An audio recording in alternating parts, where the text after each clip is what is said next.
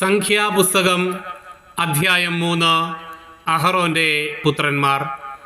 സീനായി മലമുകളിൽ വെച്ച് ദൈവം മോശയോട് സംസാരിക്കുമ്പോൾ അഹറോന്റെയും മോശയുടെയും വംശാവലി ഇപ്രകാരമായിരുന്നു. അഹറോന്റെ പുത്രന്മാരുടെ പേരുകൾ ആദിജാതനായ നാദാബും അബീഹു, എലയാസർ, ഇത്താമർ എന്നിവരും. ഇവർ പൗരോഹിത്യ ശുശ്രൂഷ ചെയ്യാൻ അഭിഷിക്തരായ അഹറോന്റെ പുത്രന്മാരാണ്. ഇവരിൽ നാദാബും അബീഹുവും സീനായി മരുഭൂമിയിൽ കർത്താവിൻ്റെ മുൻപിൽ അവിശുദ്ധമായ അഗ്നി അർപ്പിച്ചപ്പോൾ അവിടെ വെച്ച് മരിച്ചു.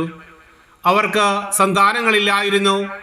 അതിനാൽ എലയാസറും ഇത്താമറും തങ്ങളുടെ പിതാവായ അഹറോന്റെ ജീവിതകാലത്ത് തന്നെ പുരോഹിതന്മാരായി സേവനമനുഷ്ഠിച്ചു.